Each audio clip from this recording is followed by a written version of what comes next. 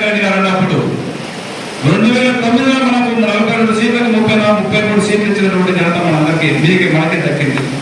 ఆ రోజు చేవెళ్ళ పార్లమెంట్ నియోజకవర్గం కూడా కొత్తపల్లిగా చాలా చేవెళ్ళ పార్లమెంట్ నియోజకవర్గం అయింది. స్వర్గీయ జయపాల్ రెడ్డి గారు మన దగ్గర గెలిచింది. ఆ రోజు గెలిచి ఎంపీ గారు గెలిచి ఏం చేస్తారంటే మన వికారాబాద్కు చార్టర్లేక్ టౌన్షిప్ ఇచ్చినటువంటి ఘనత ఆ రోజు స్వర్గీయ జయపాల్ రెడ్డి గారు దక్కింది. గత 10 సంవత్సరాల నుంచి ఇద్దరు ఎంపీలను గెలిపించిన మనము ఏం చేసినా మీరందరూ కూడా ఒకసారి ఆలోచన చేసుకోవాలి. ఒకసారి విశ్వేశ్వరరెడ్డిని గెలిపించిన టీఆర్ఎస్ పార్టీ నుంచి, ఒకసారి రంజిత్ రెడ్డి గారు గెలిచిండ్రు. మన నియోజకవర్గానికి కానివ్వండి, మన పార్లమెంట్ నియోజకవర్గానికి కానివ్వండి, ఏం చేసినా ఒకసారి మీరందరూ కూడా ఆలోచన చేసుకోవాలి. అందుకే నేను చెప్తున్నా, రేపు రాబోయే రోజుల్లో మన రాహుల్ గాంధీ గారు ప్రైమ్ మినిస్టర్ కావాలంటే ఖచ్చితంగా ఎంపీగా మన కాంగ్రెస్ పార్టీ అభ్యర్థిగా సునీతమ్మ గారిని ఖచ్చితంగా మంచి మెజారిటీతో మనందరం కూడా గెలిపించవలసినటువంటి బాధ్యత ఉంది. ఈ రోజు రేవంత్ గారికి అధికారులు స్వేచ్ఛగా ఈరోజు పార్టీ ఇచ్చింది. ఈ రోజు కాంగ్రెస్ పార్టీలో ఎక్కడ పోయినా డైరెక్ట్ ఇండివిజువల్ గా సోనియా గాంధీ గారు స్వేచ్ఛ ఇచ్చి డైరెక్ట్ తనే అదే నేషనల్ పార్టీ అంటే ఎక్కడి నుంచో టికెట్స్ అనౌన్స్ వచ్చింది. అన్న ఎలా రేవంత్ గారు ఎలా డైరెక్ట్ మామూలు వచ్చాడు మొన్న కొడంగల్ని వంశన్న గారిని ఎంపీగా డిక్లేర్ చేయడం జరిగింది. మొన్న సునీతమ్మ గారిని ఇక్కడ డిక్లేర్ చేయడం జరిగింది. అలాంటి స్వేచ్ఛ ఇచ్చి ఈ రోజు తక్కువ టైం అని కాంగ్రెస్ పార్టీని అధికారంలోకి తీసుకురావడం జరిగింది. ఈ రోజు మీరందరూ కూడా మంచి మెజార్టీ కాంగ్రెస్ పార్టీ నుంచి ఈ రోజు మన నియోజకవర్గం నుంచి కాంగ్రెస్ పార్టీకి మంచి మెజార్టీ ఇచ్చినట్లయితే వారి తాను అభివృద్ధి కూడా మన గౌరవ ముఖ్యమంత్రి గారిని కొట్లాడి రేపు జరగబోయే దాంట్లో మా పార్టీ నుంచి మన కార్యకర్తలు మా నాయకులు నాకు మంచి మెజార్టీ ఇచ్చారు. ఖచ్చితంగా కాంగ్రెస్ పార్టీని తాండూరు నియోజకవర్గాన్ని అన్ని విధాలా డెవలప్ చేసే బాధ్యత కూడా మనకుందని మీరు చేయాలని చెప్పి మన పక్కనే ఉన్నటువంటి రేవంత్ గారితో కొట్లాడి తీసుకొచ్చే బాధ్యత నేను ఖచ్చితంగా తీసుకున్నానని చెప్పి కూడా మీకు అందరికీ తెలియజేస్తా ఉన్నాను. మీకందరికీ ఇప్పుడు కొంతమందికి ఇబ్బంది ఉంది. కొంతమంది ఈరోజు పత్రికా సోదరులు కూడా మళ్ళీ పని పెట్టుకున్నారు. కొంతమంది రాష్ట్రాలు రద్దులు వచ్చినట్టు ఒక వర్గం అది, ఒక వర్గం ఇది, ఇంకొక వర్గం ఇది అని చెప్పి ఏదైనా రాష్ట్రాలకు పత్రికా సోదరులకు నేను ఒకటే విజ్ఞప్తి చేస్తా ఉన్నాను. దయచేసి మీకు మాత్రం అలాంటి పార్టీ చెప్పాను. మాకు ఒకటే పార్టీ ఉంటది, ఒకటే వర్గం ఉంటది. కాంగ్రెస్ పార్టీ మాకు ఒక్కరే నాయకులు ఉంటారు. రేవంత్ రెడ్డి గారి అధ్యక్షతన ఖచ్చితంగా ఒక ఎమ్మెల్యేగా తాండూరు నియోజకవర్గంలో నేను మీకు ఎలక్షన్ లో ముందే చెప్పి ఉన్నాను. ప్రతి గ్రామంలో ఈ రోజు నన్ను గెలిపించడం గొప్పతనం కాదు. మన గ్రామంలో సర్పంచ్ గెలిచినా మన పార్టీలో గెలవాలి, ఎంపీటీసీ గెలిచినా మన పార్టీ తరఫు నుంచే గెలవాలి, ఎంపీపీ గెలిచినా మన పార్టీ అధ్యక్షుడు గెలవాలి, జెడ్పీటీసీ గెలిచిన మనలో గెలవాలి, సింగల్ విండో చైర్మన్ అయిన మనలో గెలవాలి, మన కాంగ్రెస్ పార్టీ నుంచే గెలవాలి.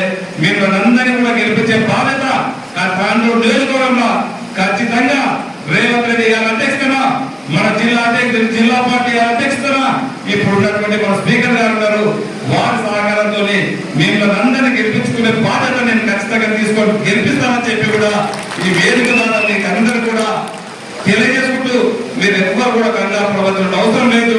ఖచ్చితంగా జైనింగ్లన్నీ కూడా మీ గ్రామ కమిటీలో గ్రామ కమిటీ అధ్యక్షులతోనే చర్చించి తప్పకుండా జైనింగ్లు కూడా తీసుకుంటామని చెప్పి కూడా మీకు అందరికీ తెలియజేసుకుంటూ రేపు మనకి ఇంద్రమ్మ కమిటీలు ఉన్నాయి. ఖచ్చితంగా మనం ఆ రోజు చెప్పిన గ్రామాలకు వెళ్ళి 6 గ్యారంటీలు నమ్మండి, కాంగ్రెస్ పార్టీని నమ్మి ఓట్లు వేయని చెప్పినాం. మీరందరూ కూడా ఇంటికి 10 సార్లు తిరిగిండ్రు, ఓట్లు వేయించిండ్రు. ఖచ్చితంగా వారికి మీరు చెప్పినట్లుగానే ఇప్పటికే 4 గ్యారంటీలు కూడా ఇంప్లిమెంట్ చేయడం జరిగింది.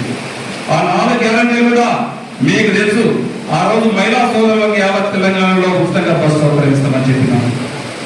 10 లక్షల వరకు ఆ రోజు ఆరోగ్య బీమా ఇస్తామని చెప్పినాం. అవి ఇవ్వడం జరిగింది. మొన్న 10 రోజుల క్రితమే చేవెళ్ళ నుంచి స్టార్ట్ చేయడం జరిగింది, మహిళ జరిగింది. ఇంకొకటి 11వ తారీఖు నాడు మనం ఆ రోజు చెప్పినాం, గతంలో ఏదైతే చేసిందో ఇల్లు ఇచ్చిందంటే కాంగ్రెస్ గవర్నమెంట్ ఇచ్చింది, గతంలో భూములు ఇచ్చిందంటే భూములు వచ్చిందంటే కాంగ్రెస్ గవర్నమెంట్ వచ్చింది.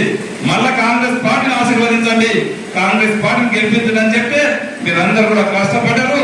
రేపు 11వ తారీఖు నుంచి మన కాన్స్టిట్యూన్సీ కూడా 3500 ఇల్లు వస్తా ఉన్నాయి.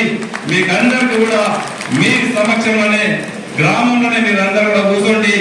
మీరే సెలక్షన్ ఇల్లు లేని వారికి అందరూ కూడా మీరే సెలక్షన్ చేయండి, మీరే లిస్టులు రాయండి. మీరు ఇచ్చినటువంటి లిస్టు ప్రకారమే ఖచ్చితంగా 3500 ఇల్లు మీకు అందరూ కూడా ఇచ్చే బాధ్యత నేను ఖచ్చితంగా తీసుకుంటానని చెప్పి కూడా మీకు వేదిక తీసుకుంటాను. అదే కాకుండా రేపు ఇంద్రమ్మ కమిటీలు ఉన్నాయి. ఖచ్చితంగా కమిటీలు కూడా 11వ తారీఖు నుంచి గైడ్ లైన్స్ వస్తాయి. మనకు ఆ గైడ్ లైన్స్ కూడా అన్న రామ్మోహన్ రెడ్డి గారు కూడా చెప్తారు.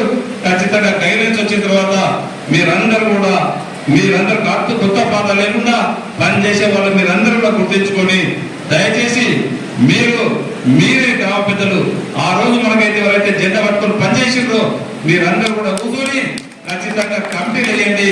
మీకే కమిటీలు ఇచ్చే బాధ్యత మీదనే మీరు ఇచ్చే ద్వారా తీసుకొని కమిటీలన్నీ కూడా పూర్తి చేసుకుందామని చెప్పి కూడా వేదిక ద్వారా చేసుకుంటూ తాండూరు నియోజకవర్గంలో చాలా అభివృద్ధి పనులు చేసేది ఉన్నది. గతంలో చెప్పినాం, గౌరవ ముఖ్యమంత్రి గారి దృష్టి కూడా తీసుకుపోవడం జరిగింది. ఇప్పటికే ఇక్కడ ఉన్నటువంటి రోడ్ల వ్యవస్థలే కానివ్వండి, ఇక్కడ కూడా కోటిపల్లి ప్రాజెక్టు ఉంది, దుండుపల్లి ప్రాజెక్టు ఉన్నది. గత 10 సంవత్సరాల నుంచి కూడా మట్టి తీసినటువంటి పాపన్న రోడ్లు కోటిపల్లి ప్రాజెక్టు కూడా ఈ రోజు ఒక 130 కోట్ల రూపాయలు కూడా దాన్ని కూడా పెట్టడం జరిగింది. దుండుపల్లి ప్రాజెక్టు కూడా ఈ రోజు ఒక 60 కోట్ల రూపాయల కూడా దాన్ని కూడా పెట్టడం జరిగింది. ఇంకా మీ అందరి సహకారంతో, గౌరవ ముఖ్యమంత్రి గారి సహకారంతో మన నియోజకవర్గాన్ని ఇక్కడ ఉన్నటువంటి రోడ్లు కూడా అస్తవ్యస్తంగా ఉన్నాయి. రోడ్లు అన్నింటినీ కూడా అభివృద్ధి చేసుకుందామని చెప్పి కూడా తెలియజేసుకుంటూ, ఇంకా గతంలో ఇప్పటినీ నిన్ననే మనకి ఈ మధ్యన తెలిసింది, మన పక్కనే ఎరంపల్లిని మనకు ఒక తాండూరు కోడంగల్కి ఒక మెడికల్ కాలేజ్ వస్తుంది. అది కూడా ఎరంపల్లిని పడుతుంది. తాండూరుకి ఒక 15 కిలోమీటర్ల దూరంలోనే మెడికల్ కాలేజ్ కూడా మనకు దగ్గరనే వస్తా ఉన్నది. ఇంకా కూడా ఎంప్లాయ్మెంట్ వచ్చే ద్వారా మనం ఎంపీని గెలిపించుకున్నట్లయితే ఖచ్చితంగా మన సొంత మైలేజ్ ద్వారా వాటి నుంచి కూడా ఒక ఈఎస్ఐ హాస్పిటల్ కూడా మనం తీసుకుందాం. అదొకటే కాకుండా గతంలో విజయవాడకు శాటిలైట్ టౌన్షిప్ ఏదైతే వచ్చిందో